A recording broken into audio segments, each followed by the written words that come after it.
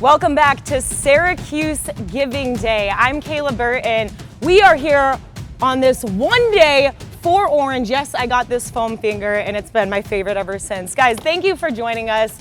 We have been having just an incredible day. I mean, you would think that my energy would be out by now. It's just getting started. You know why? Because you guys at home make this possible. This one day for Orange and the Syracuse Giving Day is all about giving back to what we love. And that's this university. I personally love this university. I am a graduate, a Newhouse grad, a proud Orange alum, forever Orange, of 2019, where I was so blessed, so fortunate to receive my broadcast journalism degree with a sports communication emphasis. And I am just a small part of this huge family. And it's so important to give back because my career, our careers, which we're going to get into, and I cannot wait to show you guys who we have with us. It's all possible because of the donations. So there is no little donation. Of course, I heard we got a $5,000 donation. Hello, shout out you at home. I will call you out specifically later. But any donation, $5, I spend that at Starbucks probably every day. Spend it here and give to this university because we are creating opportunities for so many people, students, alumni, etc. We are live from Facebook, and we really got into it this morning with the 9 a.m. show. And if you missed it, don't worry. Check this out.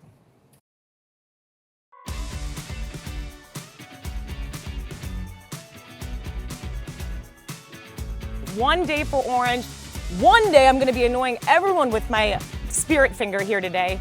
But what an exciting time it is here today. And when we talk about one day for Orange, what this means is this is the one day to really give to a place that has given so much to me personally, to you, all of you Syracuse alum. We have such a stacked show here today. So I love Giving Day. I think it's such an important day to remind our current students of how they got to Syracuse and why they're here. I think, I'm one of many Syracuse students who's here because of a scholarship from generous donors, and I think that's really part of my role and the Forever Orange Student Alumni Council's role here is mostly focusing on our current students today and just kind of reminding them what it means to give to Syracuse. First off, it's a real honor for me being the first inclusive U student, and also shout out to VPA and Newhouse and also inclusive U. Undoubtedly, donor support is essential to the university's mission, to funding the research that we as faculty get to do, but also one of my favorite things about being a faculty member is offering students experiential learning opportunities right here in the lab. But these sorts of opportunities are fundamentally rely on donor support so that we can offer our students these kind of once-in-a-lifetime things that I think really do change their lives and their careers.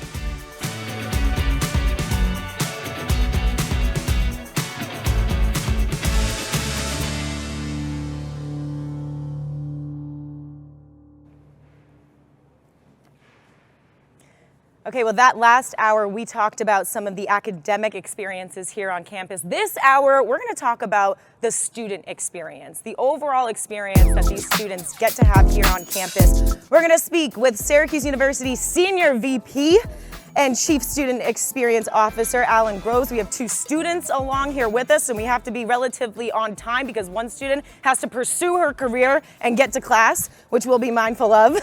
We also just explored, and we're going to explore even more, the unparalleled opportunities to study away, study abroad.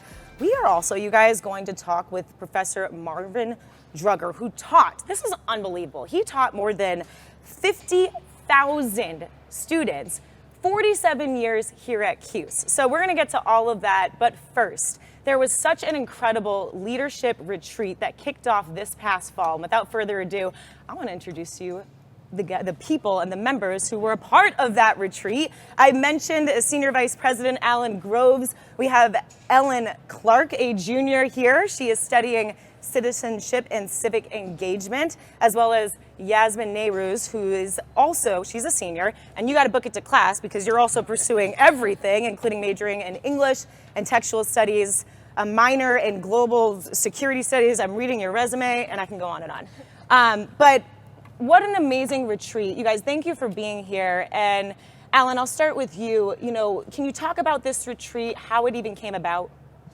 No, thank you. So what we wanted to do was create 2 retreats. One that would be for existing student leaders, experienced student leaders, to help them network with each other, to create relationships, and also to learn from senior administrators and from each other. The second was for emerging or aspiring leaders, young people who aren't quite there yet but want to have those skills. So we started by piloting the first one, which was experienced leaders. And I know you're going to hear about what that experience was like for them, but the Student Experience Fund, which I know we're talking about here, is what allowed us very quickly to say, we're going to do this, and we're going to do it in January, and we're going to be able to fund it, and we're going to be able to pilot it, and then decide with feedback from the students, what would it look like if we made it even bigger and did it at the very beginning of the academic year. So that was the thought process. That's so cool. And, you know, he was just talking about the fact that you guys were able to be a part of this experience. And Alan, I'll start with you. You know, what made you be a part of this? I absolutely love my Syracuse community, and so baby. I really wanted the opportunity to meet other fantastic student leaders, and I'm so glad I went because I got to build so many great connections with other student leaders, especially in my cohort 2, the best cohort, and I also got to make really great connections with Dr. Vice President Mary Grace Almondrez, who was a fantastic leader for my cohort during that time. So it was just a really awesome opportunity to get more connected to the community that I already know and love. Yeah, and you guys had so many activities that you were able to experience. I heard there was some bowling going on, some rock climbing, and as you mentioned, Ellen, just the community that was able to take place there. And you know, I want to talk to you about your experience. What was it like for you?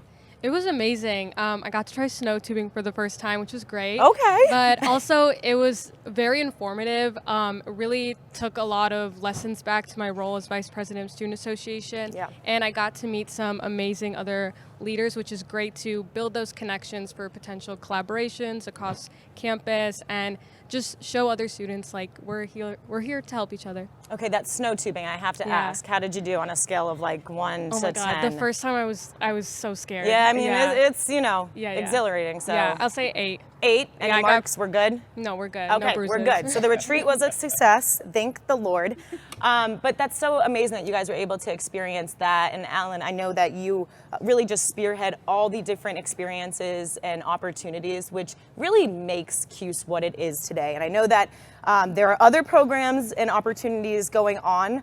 And I just want you to talk about that and how the Student Experience Fund support, how that plays a role into these opportunities. No, I appreciate that because we really are grateful to all the parents and alums and others who love Syracuse University who give to the Student Experience Fund. And our motto in Student Experience is CUSE, creating an unsurpassed student experience. And so what this allows us to do, we mentioned the leadership retreat, right? That we could plan that and know that we had the resources available to pilot it because we had the Student Experience Fund that we could draw from. It allows us to be very nimble and very creative. So I'll give you a couple of examples. One is when unforeseen circumstances happen. And a great example was when COVID hit. We were able to do 2 big things right away because of this fund. One was created an outdoor gymnasium over by the women's building field, so students could work out and exercise even though they couldn't be in the gyms like before. And the second example was for Thanksgiving, because of spacing and social distancing back then, we got extra buses to take students home for Thanksgiving, right? So that's an example of a crisis hits or something unforeseen. Then beyond that, sometimes it's something very little, like our club baseball team. We're in Syracuse, it snows. Yeah. And so the pitchers can't work out, during the winter. And so they came to me and said, any chance, Alan, that the university could help us get a portable pitching mound that we could carry indoors and practice? And we were able to immediately do that. I said, send me the Amazon link and we'll take care of that and we'll get you that pitching mound. And now the most recent example, other than the leadership retreat, is we're using a company called Good Course that does these app-based programs for students that are videos, kind of like TikTok, and we've created one on how to engage with people with whom you disagree, or on difficult, challenging topics, how to do that constructively and listen and to make your points effectively. And that's something we'll be rolling out next year, and we couldn't do it without the Student Experience Fund. That's so neat, and I'm so excited. I think everyone is to see that roll out next year. I do want to ask you guys as well. I mean, obviously it sounds like the retreat was a 10 out of 10, maybe 11 out of 10.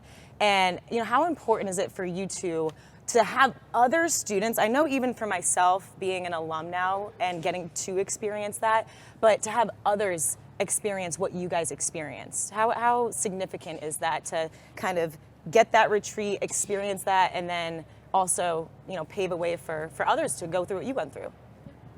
I think it's really important for other students to have this opportunity that I did. It allows us to meet leaders within the university like Dean Conkle, Vice President Almandrez, and they're so supportive and they're always willing to help students. And there was so many different lessons that can be applied every day, especially for leaders of RSOs. When you come to university, you're not just learning in the classroom, you're learning through your organizations as well. I've learned a lot personally through my RSOs.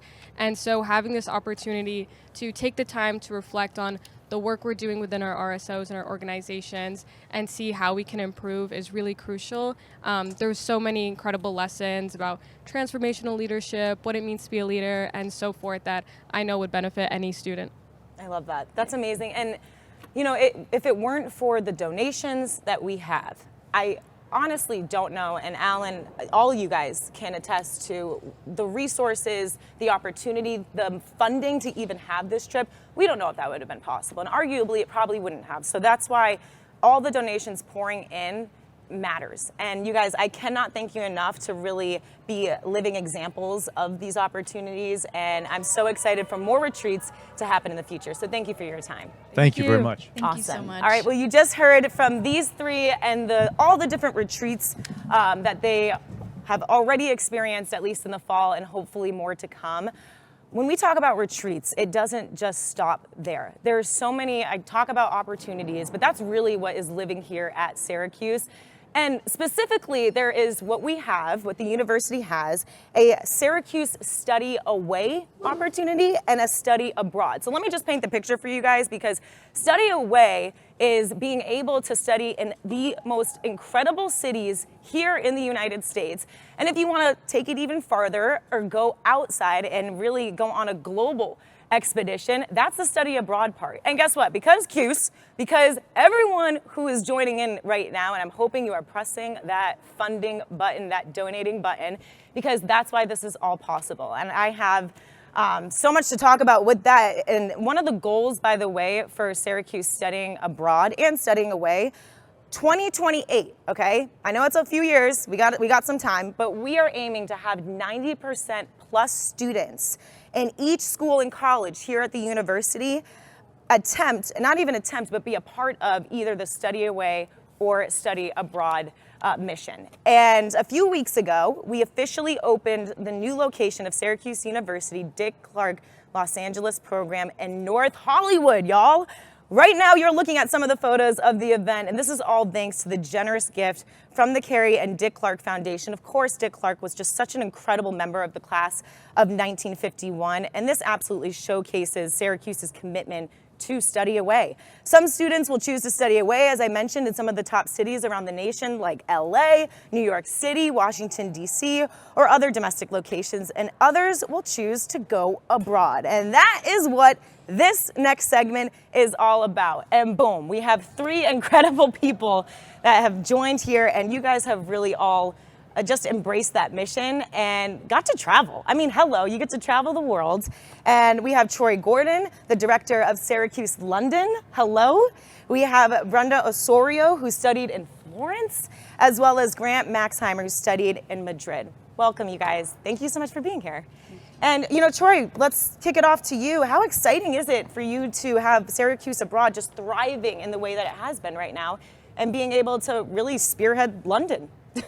It's been fantastic, and I'm back on campus after a 1-year absence, and it's always fantastic to see friends and colleagues in person, former students. It's very different than seeing them on Zoom meetings and the virtual experience, which is similar to when you go abroad. Like, you can look at London, you can look at Florence, you can look at Madrid on YouTube all day, but it is very different when your body moves through space and you are there in person. And it's exciting to have Syracuse abroad in the spotlight right now, but at the same time, it's been in the spotlight for a long time with the university. It is part of the university's DNA, part of its identity, and it's exciting to see that getting cemented even further. And Troy, correct me if I'm wrong, did you literally just get off the plane from London? No, I've been here for a while, so I'm over jet lag. Okay. Yeah. I wasn't sure. I was like, I'm very impressed. But that is so neat. And, also with that being said, how different is it to really gain that experience of not just, the nationwide part of it, but beyond the global experience in London? What was that like? Yeah, interesting. A lot of scholars have talked about this idea of two Americas, and they don't mean some division within the United States. They mean there's the America that people experience inside the United States, and then there's the perspectives of everyone outside the United States. And you don't really see that or experience that until you leave, until you cross the border, you cross that national boundary. And then you look back at home in a different way and with different eyes, sometimes with a lot more admiration and respect, sometimes with really healthy criticism. But that sort of shift in perspective is a really fantastic part of anyone's education. And you just made it back here on campus for the first time in a year, you said? It's been a year. I know. Did you get that same nostalgia that I got? I haven't been back here since 2019, and when I stepped on campus, I'm like, oh, there's Upstate, there's Marshall Street, like it's all coming back to me. Did you have that same feeling? I was driving up from Newark there was snow. It was a week ago, and I saw the dome. And it's now, like, depending on what angle you approach the city, you've got this beacon on a hill, Yep. To borrow that, sort of early American imagery. I did get that flutter of the heart. The dome, it's home here. It is home here.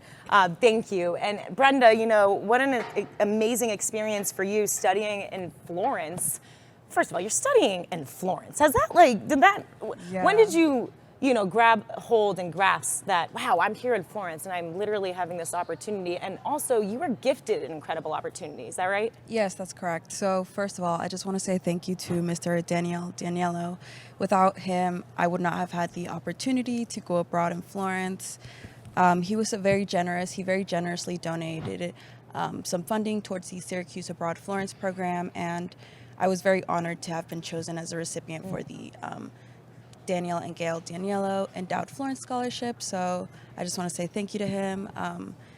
And honestly, I don't think it hit me that I was in Florence until I got there and I realized, oh my God, everyone's speaking Italian. Everyone around me was like, the food was insane. It looked so good. Everything tasted so amazing. Everything was just so much more laid back. It was so beautiful. I truly, honestly cannot get over my experience in Florence. I'm looking at those pictures. I don't know if you caught that, but they showed these pictures of you, and I'm literally living vicariously through you Yes. because it was just such a beautiful experience. And I think what Brenda was saying, just about being able to get a scholarship and the funding and the donations, like that's all because of you guys at home just pouring into this place.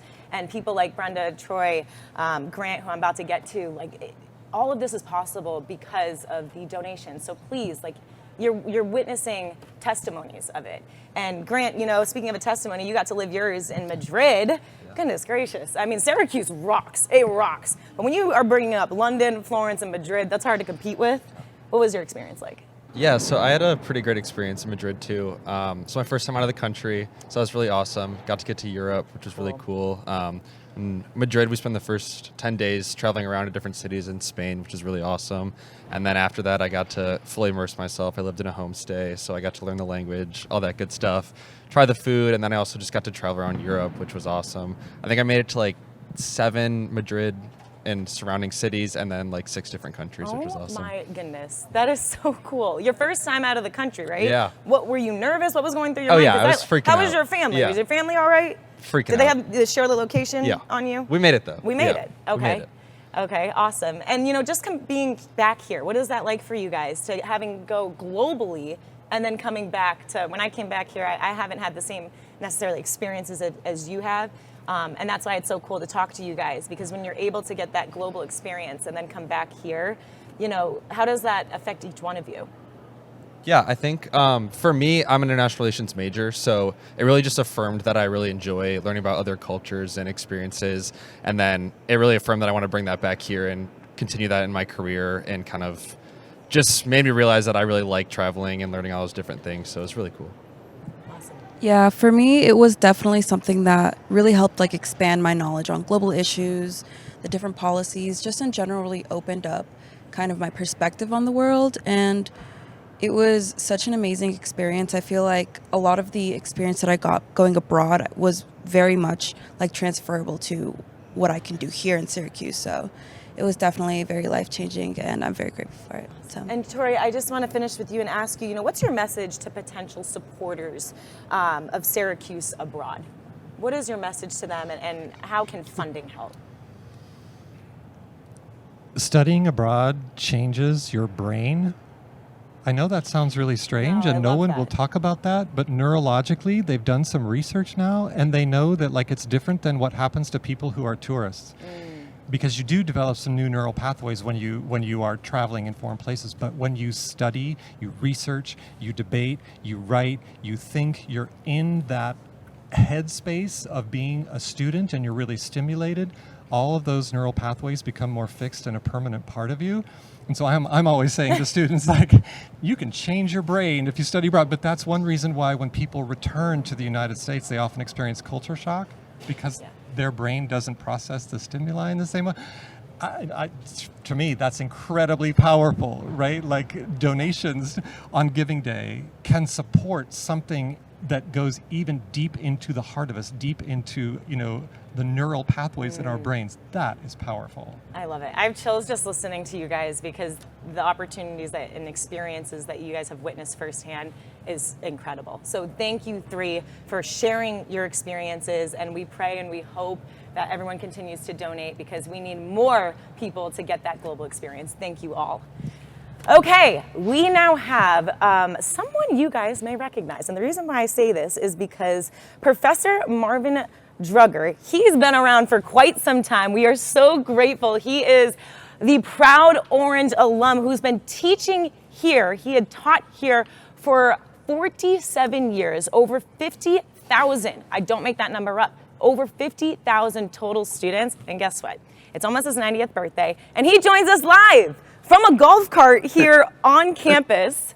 So we're going to connect with him. And, I think it's incredible. He's also with Chris Veraldi on campus as well. Look at these two having the times of their lives. I can't tell if this is a picture or maybe it's frozen. They're frozen. But hey, Chris, we got you, man. All right. Hopefully Zoom is a fickle friend of ours. Hopefully we get to start talking again. But I am here with Marvin Druger, who taught here for 47 years, had 50,000 students. I was one of those 50,000 students. Everybody else was also. Yeah, everybody else has been a student of his as well. And we're going to take a quick little tour here around campus, because in addition to teaching, you also gave campus tours. I still do. Still do.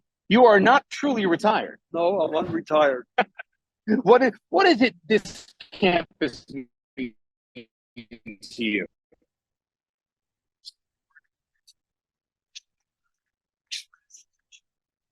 Image.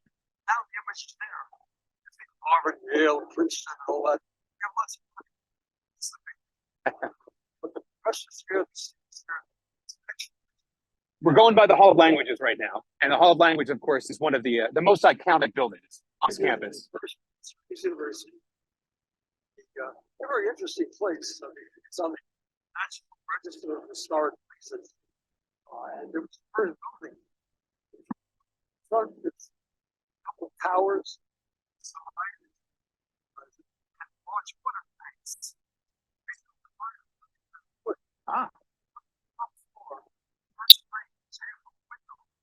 That's because they had to make 5. So this is a wonderful place. The thing I like best about it is the door. And that door is the door that goes nowhere. You go inside, you can't find out where it went. But I like. After all these years, you still don't know? No, I inside trying to find that door. I can't find it. But the other nice thing about it is it's on like a limestone. It has lots of fossils in the walls. And a lot of people don't know this. When I give my tours, I'm always trying to, we're going to stop here. Yeah, I know you want to talk about Daco and Vanzetti. Hang on 1 second. Let me do this. When I give my tours, I point out the things that most people don't know about. One of them is the fact that there's fossils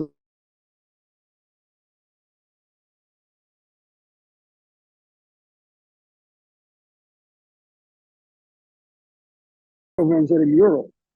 That's one of the most famous places at Syracuse University. It's interesting to see that a lot of the students and the faculty and administrators don't even know a lot of the things that they have at Syracuse. You know, my own tours that I do try to show the historic places that you just wouldn't think about otherwise. And I had a group of students walk by the Sacro Vanzetti mural, and I said, "You know what this is?" And the student replied, "Yeah, that's HBC." I said, no, the thing on the wall. Well, it characterizes in marble and glass pictures that done by Ben Shawn. He didn't do portraits of apples. He did social realism. And that's one of the cases, 1920s, a murder trial. Sacco and Vanzetti were anarchists. They were Italian immigrants who hardly spoke English, and they were accused of the crime. For 7 years, they were in prison. They claimed their innocence. It became a cause célèbre for people all over the world because they didn't prove. The mural itself depicts that whole scene. Don't know whether they did the crime or not.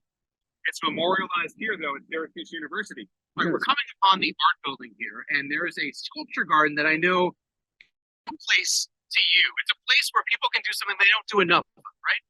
Absolutely.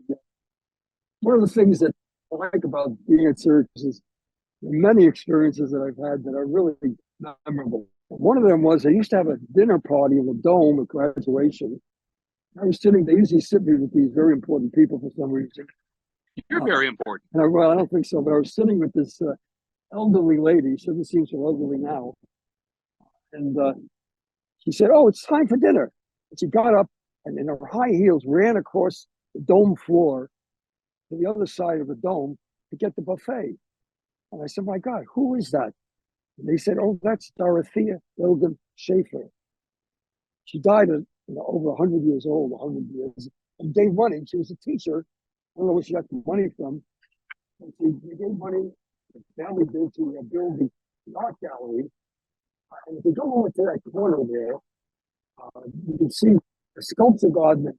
That's one of my favorite places because in the 1940s, Ivan Mestrovic, a very famous sculptor, was given a professorship by Talley.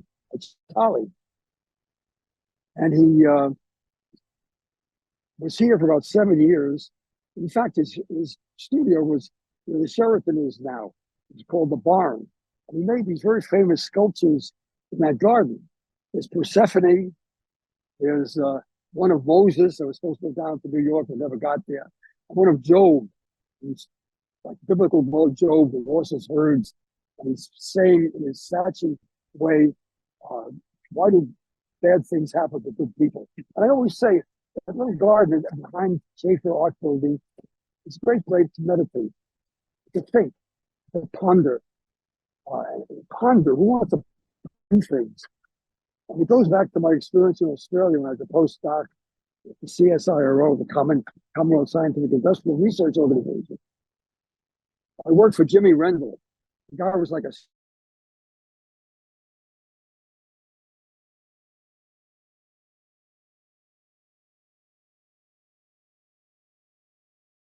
I'd come to work for half an hour, and go to the tea room.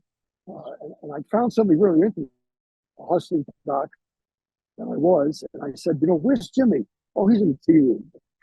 So I went up to the tea room, and it was Jimmy lying on a couch, a black leather couch with his arms folded on back.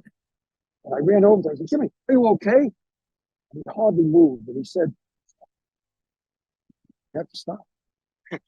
We actually don't have time to stop. We're running out of time. We have to I have to tell the story about that. The Holden. But we're on our way to the Holden Observatory. Okay, I'll finish the story. So yeah. And I said, "Jimmy, are you okay?"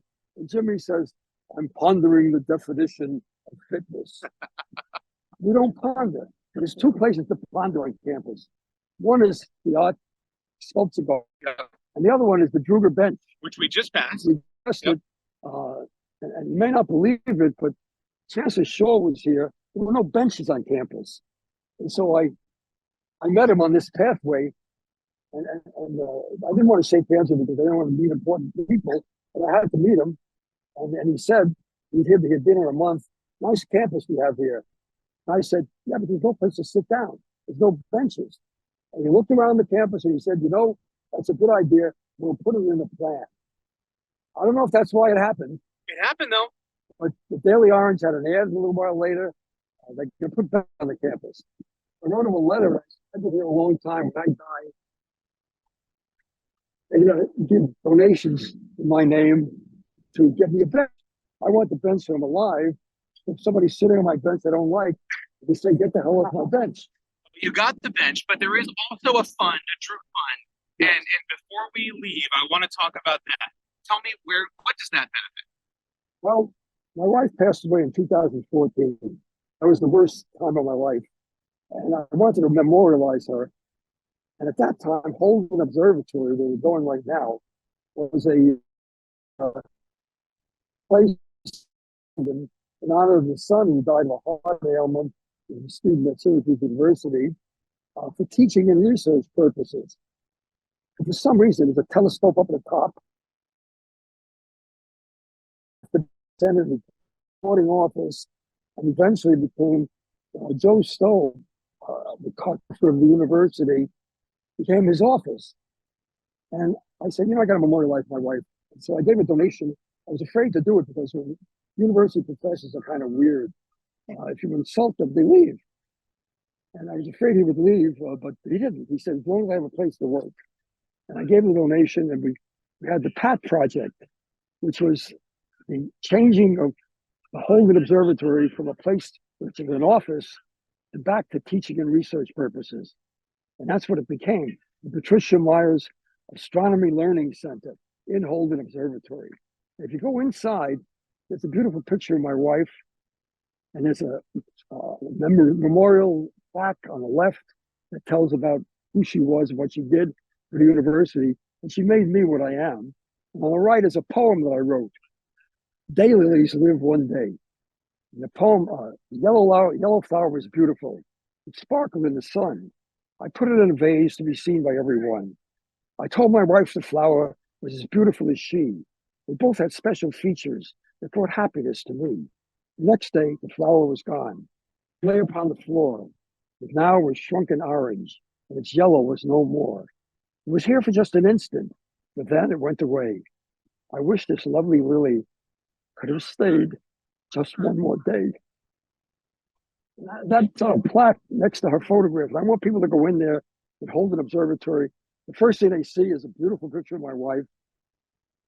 And then the dean said, why don't you put your picture in there? You're kidding. I said, I don't want my picture in there.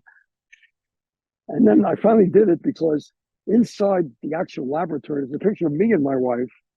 And it says Patricia Myers Druger and Marvin Druger, who lived, loved, and laughed together for nearly 60 years.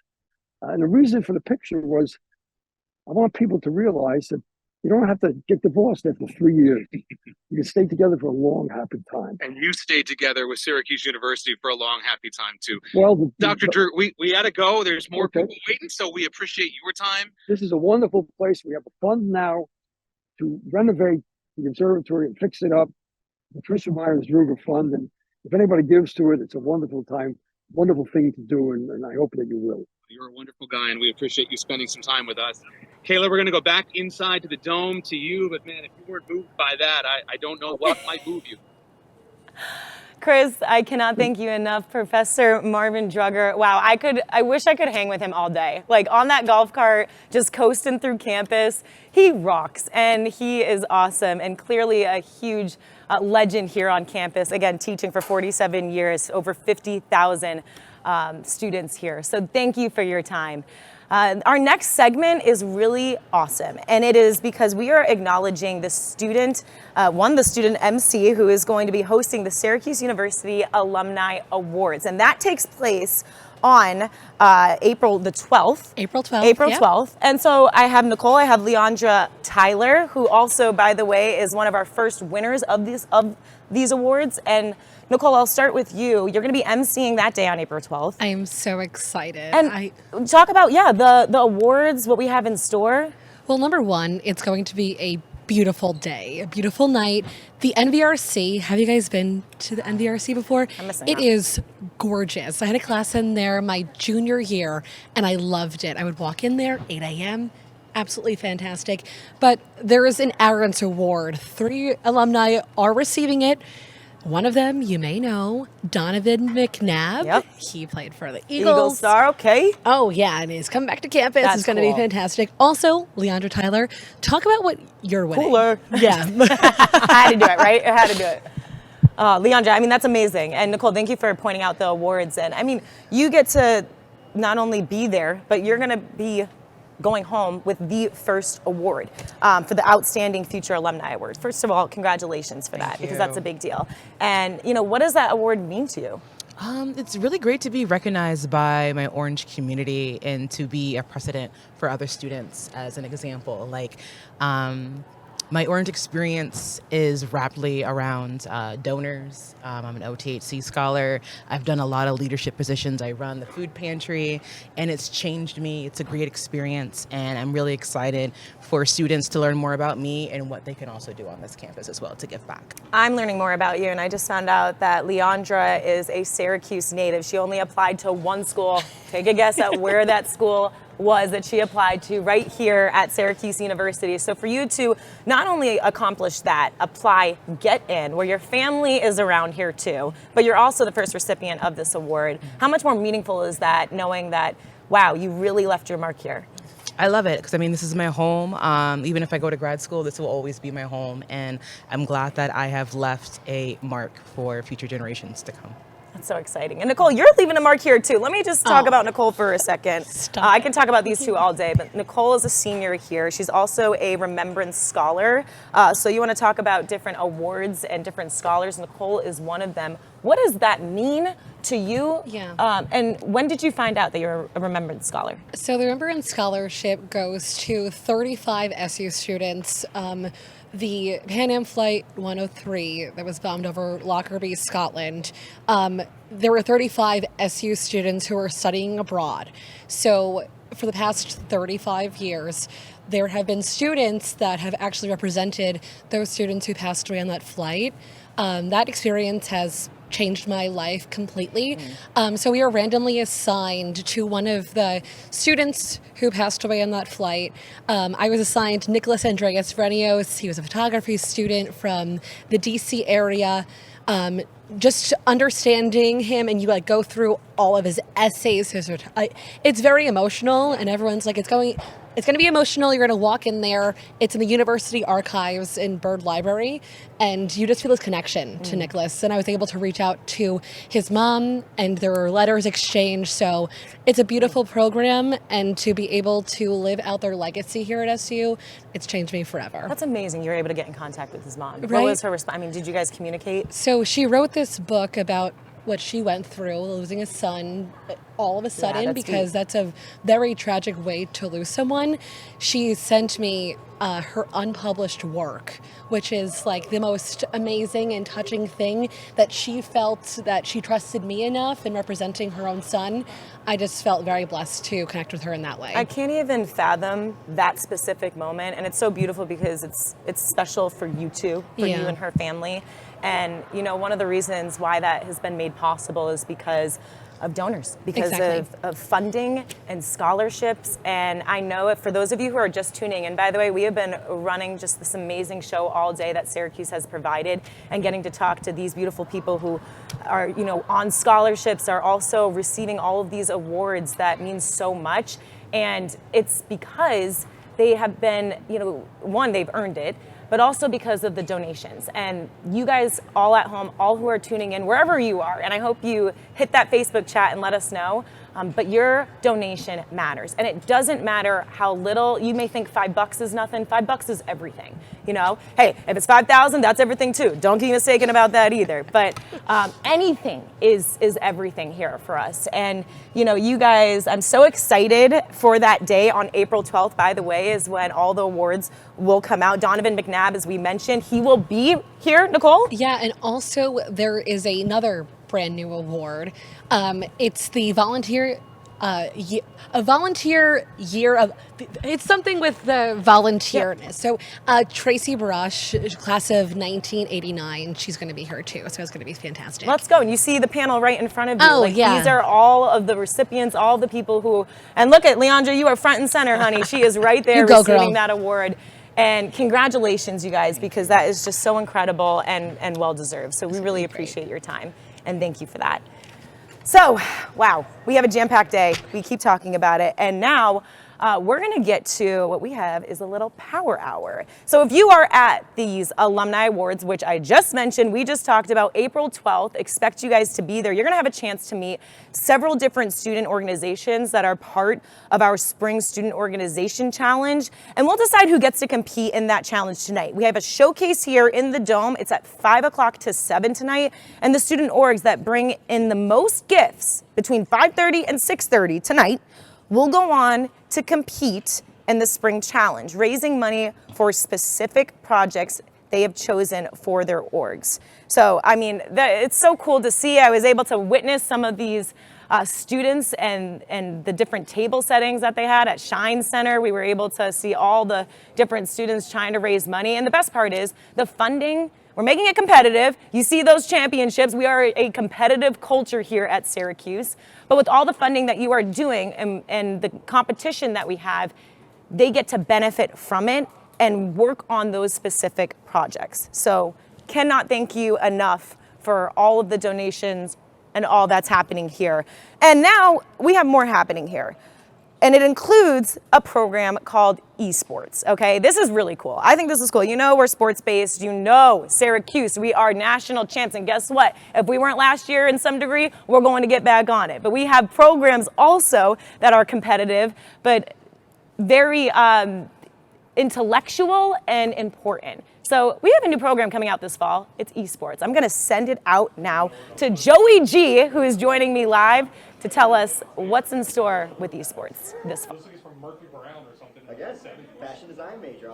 Hello, thank you, Kayla. We are here in the esports room in the Barnes Center, and we're going to ask a couple questions to the executive director, Joey Gariziak, as well as a student here, Braden Chevery Leonard, who is the esports club president, as well as a student here. We're going to ask them a couple questions, see what it's like here in the esports program on today's Syracuse University's Day of Giving. So first off, Dr. G, tell me, what's it like? How are you building this program? Yeah, so the esports program, to start out, Ryan, make sure we know what esports is, right? Esports, as you can kind of see in here, it's competitive video games, right?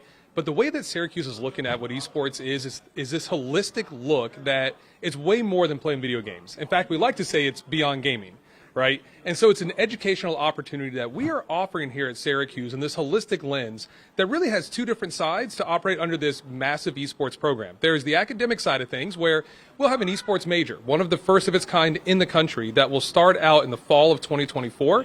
Looking forward to welcoming our first class here in just a few months as they come in. And so we're really getting prepared for them, getting that curriculum, experiential learning, internships, the coursework, the faculty, all of that being done right now to make sure that we're offering the best esports academic program of anybody in the country. So that's one side of it. The other side is more the competitive side, the student experience side, where all students on campus get to experience what esports can be like, whether it's casual gaming, recreational gaming, supporting our club teams, competing against other club teams around the country, but also elevating that to a varsity experience where we are actually recruiting players, working on scholarships, coaches, jerseys, team travel, to support our high-level varsity players across a number of different games in a way that about 800 other universities around the country are also supporting it, so that we treat it just like we would basketball, baseball, football, soccer, lacrosse at any large university. So really taking it seriously. And this is a chancellor initiative. And so there's a lot of support behind what we're doing because just like everything at Syracuse, we want to be the best in the country at what we do. We want to build something you can't get anywhere else. So super excited to build both the academic side, the competitive side, and everything that goes with it as part of that esports experience. Couldn't have been a better answer, Dr. G. So I want to bring Braden on here now, and I want to ask him a question a little bit. Tell me, what are you most excited for? I mean, Doc Jesus gave you so much to work with. I mean, the facilities are the biggest part. I mean, the one we're in right now is absolutely fantastic and has been my home for the last year and a half. But then the 2 additional ones we're bringing on in our Shine Student Center and then for our varsity players in the Marley Center. And that's industry leading, that's nation leading, and I can't wait for that. Yeah, of course. And then my next question for you is, what is it like being in esports and being a student? It's just like any other student athlete, and that's what we're really trying to talk to the rest of the student body about. You learn a ton of time management, a ton of discipline, teamwork, things like that. Your workouts and your game day might look a little bit different than our traditional athletics here, but overall the general and the messages you can get and receive from esports are very much the same. Thank you very much, Braden. Joey, I want to bring you back on, and I want to ask you one final question here. Yeah. How exactly can people help support the esports initiative here on campus?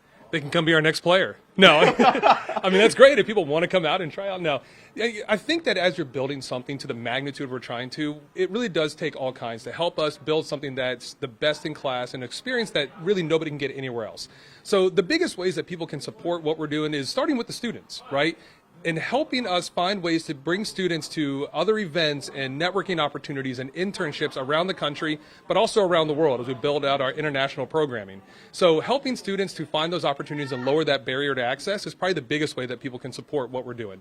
Another way is, hey, helping us bring in the best players. We want to win conference and national championships across all of our titles. Like I said, we want to be the best. So we want to win those championships. So helping us to bring those best players in through scholarship opportunities and find those best players, those are going to be some incredible opportunities that we can offer to those students to come here to Syracuse University and help us win. And another way is, hey, help us build some other great facilities like this. We're working on a second and a third site right now that supports all student activities and interests on campus. And of course, we want to make sure that we are showing off what we can do here at Syracuse in such a big way. So plenty of opportunities for people to support what we're doing, whether it's the student support and lowering the barriers to access, whether it's bringing in that top-notch talent, or even helping us build out the facilities that we are bringing on campus here to Syracuse. There's a number of ways for people to get involved. And so, let's bring them all in. Let's get that Orange Nation to come on and support what we're doing and building something great here at Syracuse for esports. Of course, bring them all in. A lot of stuff going on for the esports program that we are very much looking forward to see it all come to pass. But that's going to wrap it up for us here in the esports room in the Barnes Center. So thank you very much. And Kayla, we'll send it back to you in the Dome. Ryan, Joey G, you guys are awesome. I cannot thank you enough for that and that insight. And, Joey G was talking about it, that this is a community. And while we prepared for the Syracuse Giving Day, we went to students that are currently on campus, all the way to alumni who have lived their time, including myself, and just asked what really bonds us together. And their answer, all of our answer, is the undeniable bond of being orange.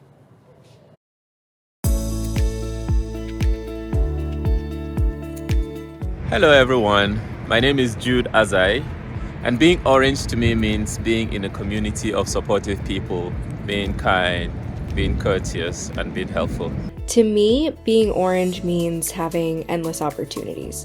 Opportunities to challenge yourself, to take risks, opportunities to both give and receive, to be connected, and most of all, opportunities to find out what it is about you that makes a difference in this world. Hi, I'm Pete Genesini, class of 1994, coming to you from Connecticut. As president of the Syracuse University Alumni Association, I believe being orange is being passionate, innovative, many things, all of which is fueled by an undercurrent of kindness, sharing a business opportunity, an extra ticket, your time.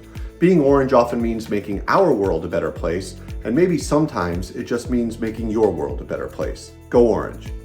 Hi, my name is Ruby, class of 2025. I'm a graduate student at SU. To me, being orange means getting to know the orange community and getting to know more about myself every day. Go Orange! Being orange means everything. We bleed orange, we understand orange, we love our orange. And at the end of the day, there's no one better than Syracuse Orange. Hi, this is Matt Friedman from the class of 1994. What does being orange mean to me?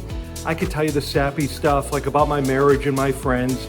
It would all be true. So would the career part. But as a practical matter, being orange means having a great-looking wardrobe and always being able to find your car in the parking lot. I'm Zach Thepner. also known as T-Bird, Syracuse University class of 2017. And I was also a student manager with Syracuse football. And to me, being orange is all about determination and resiliency. And these are the principles that I learned on the football field with our amazing Syracuse football student athletes. Go Orange. Hi, I'm Sanika, class of 25. I'm a computer science grad student. And to me, being orange is being confident and comfortable in your own skin and being a part of something that's bigger than yourself. Go Orange.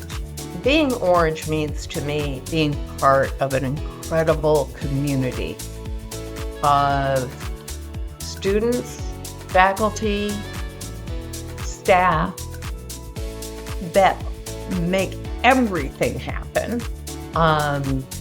Trustees, board of advisor members. It is a community in which you feel supported. Hi, I'm Zach, class of 2025, and I'm a current undergraduate student at SU. To me, being orange is having the opportunity to be around the most genuine, hardworking, and amazing people that inspire me to be the best person that I can be.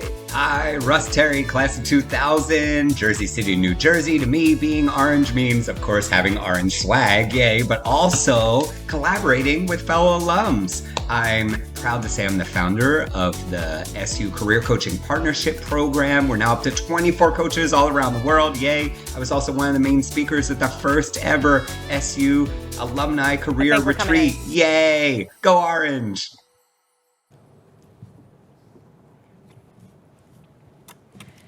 Well, you just heard from some amazing celebs, and you know, it's really big that we have celebrities on our show here because we are Syracuse University, and we got some celebrities here, and I'm not talking about me, I am no celebrity, but the people to the left of me are celebrities, all right? We got all the autos in the hizzy here inside the dome.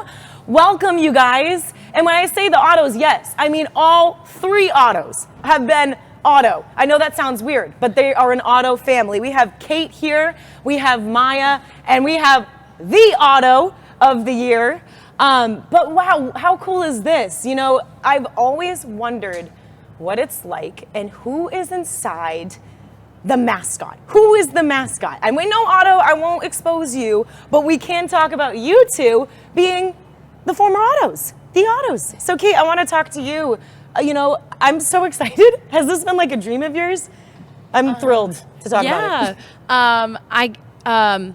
I've always been interested in the Syracuse spirit, and I was a freshman during COVID, so that was kind of the time that I found out about Otto and trying out to be Otto, and so that was a huge deal and a part of my life at Syracuse of trying to find my community, and I felt like Otto would be the perfect way to do that. I've had a theater and dance background, so that's kind of was my inspiration for doing that and having that connection there. So that's kind of what inspired me to look into that process. Was the tryout like incredible? Like, did you have all these other mascots and you're like, all right, here we go. We're you know, it's me against the rest of them.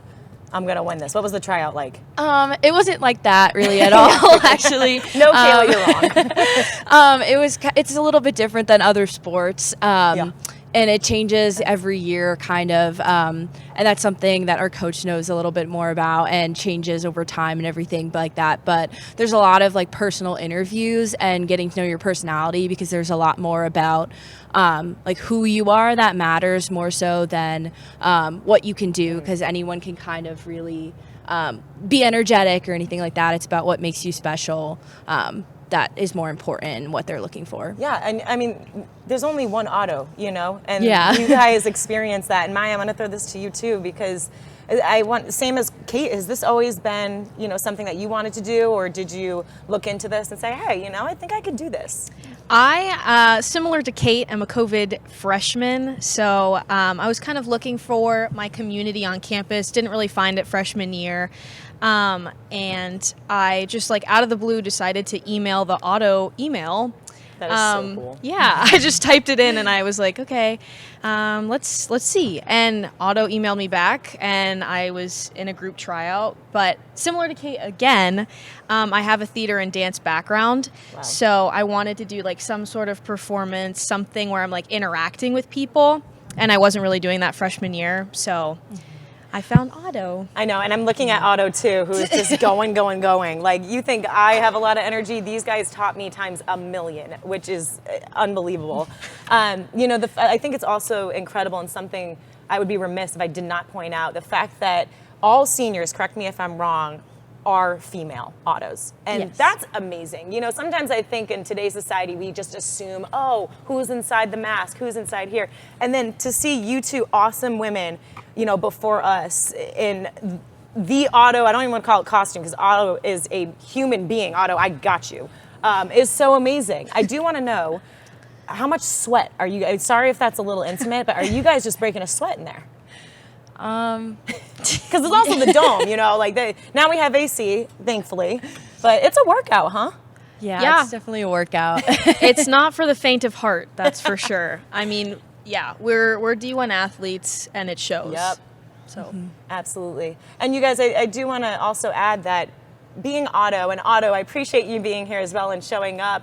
You matter. I mean, you really bring the heart of Syracuse together. When we go to the SU games, the football games, the basketball games, lacrosse is warming up right here behind us. Women's lacrosse, they have a game here at 4 p.m. inside the dome. And Otto is the part of it. Not only a part of it, the part of it.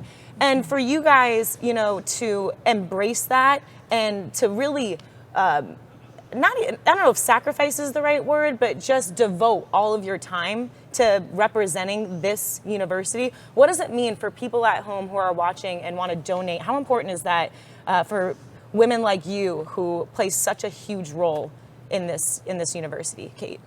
Yeah, it's definitely a huge, like, I've felt such a deeper connection to the university in Syracuse and everything that like goes on here by being Otto and building connections, like whether it's the big things like big football games or even like traveling. Like Otto was recently inducted into the Mascot Hall of Fame. That was a huge part of so both cool. Maya and I's time here.